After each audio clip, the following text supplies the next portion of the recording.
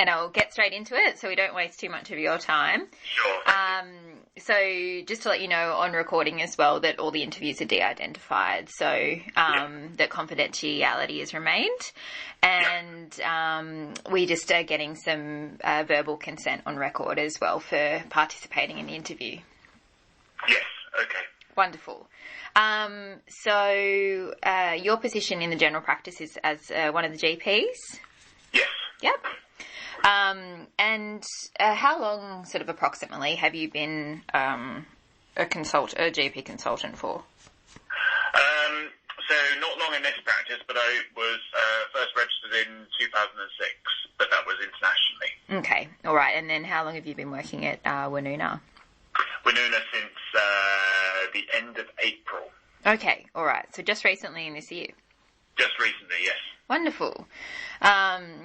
Okay. And I guess the next there's about 8 questions, so not too long. They're sort of more specifically related to the project. Yeah. When you decided to start running it, what were your expectations from the outset? About the project? Yeah.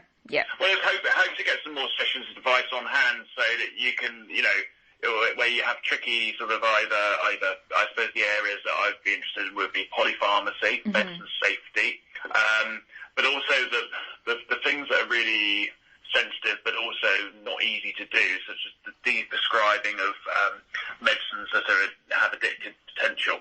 So that would be the main thing, because it's very easy to learn how to do it, but actually doing it in practice is a bit more tricky, and having a bit more support on hand is really useful. Okay, yeah. I'm very, very happy with de-prescribing polypharmacy, adult, elderly, aged care things, because I did that a lot in the UK, so I'm very familiar with that.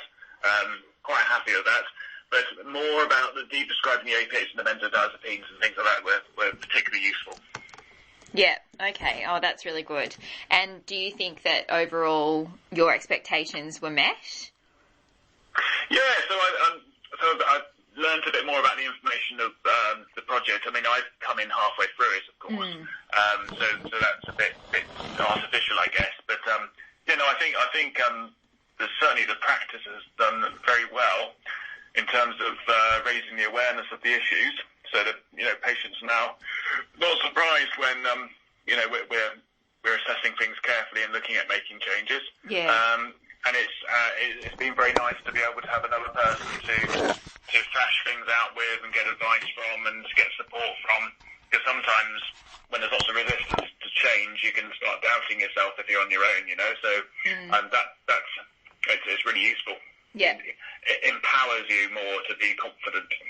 Yeah, as a team approach, I guess, as you're suggesting. Yeah. And that's the other thing we've had review meetings as a practice, nice and distant, of course, socially, but that's good because everyone's sort of singing from the same hymn sheet as well. Yeah. Because otherwise it won't work, No, that's right. Yeah, everyone's got to be on the same page. And what were your sort of specific experiences with the project, even having come on board halfway through? So they here decided to have dual doctor reviews for patients when they were on high-risk substances, and so I've been asked to be a second doctor, and I've asked other people to help me with some of my patients I've brought to the surgery, so that's more of the involvement I've had. Yeah, okay, all right. And were there any sort of differences between, like, the patient's medication regimes that you had recorded versus what the pharmacist found? Oh yeah. There's always differences when these reviews are done. Yeah. And there'll be sometimes medicines that have been prescribed by specialists that hadn't managed to get on our system. Either because we'd forgotten to transcribe them if we'd seen them, or the patient had never told us, or the specialist never told us. Yeah. That happens quite frequently. It's obviously a safety worry. Yeah.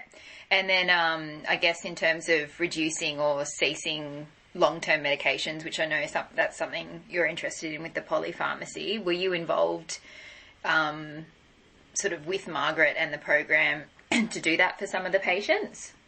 Not really, no. I came at the end of, once that really has been completed. I haven't been involved in that part of it with Margaret. I have been involved in my previous practice with Karina Bronska. Yeah. Okay. So I know a bit about it and about the research and the aims of the program. Yeah. Okay. And I guess are there any sort of is there a sort of specific event or some specific details of how you and a patient were involved in the project with Margaret? Not me, no, not really. All right. That's absolutely fine. Just trying to sort of get a couple of little examples here and there where we can. Yeah. From your perspective, can you give the details of the effect? Again, I know that you sort of have only been there for a short period of time, but have you noticed any sort of specific effect on Woonona medical practice that the project had? So, are we talking about in terms of polypharmacy or in terms of opiates or benzodiazepines? Anything in, like, even as much as logistics and changes to practice and the sort of clinical aspects of the care as well. And they can, even negative effects. Yeah.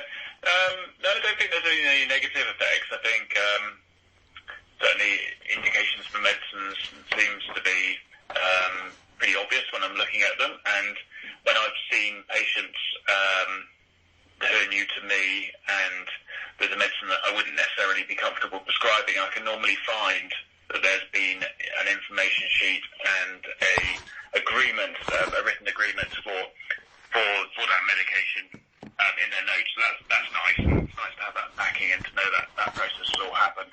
So that's something that happened with the pharmacist. Yeah, the pharmacist was helping us to form that process of almost like it's a contract. It's a supported medication contract. So it's information and education for the patient about the risks and harms of the medicines, and that includes things like sleeping tablets. Yeah. Okay. Falls risk and obviously risk of comorbidity and mortality at the extremes. But no, there's information empowerment and then choice, and then sort of gentle management to see if we can reduce or stop these medicines if possible. Yeah. Okay. All right. And it's good to know that sort of has benefited you in that way. Do you think there's other areas of medication management or even other high-risk groups of patients that you think the pharmacist or the project could be used for? I know you mentioned opioids and benzos. Well, I guess statistically it's going to be either the DOACs or warfarin or Synfrome, whatever we're going to be using, and anticoagulants. They're the high-risk ones, I guess.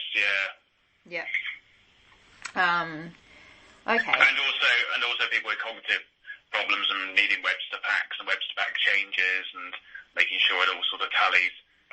We use home medication reviews. Yeah. But Margaret's reviews are very useful.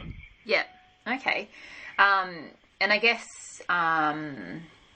everyone's reviews have been really positive, but are there any sort of barriers that you were able to identify having the project running?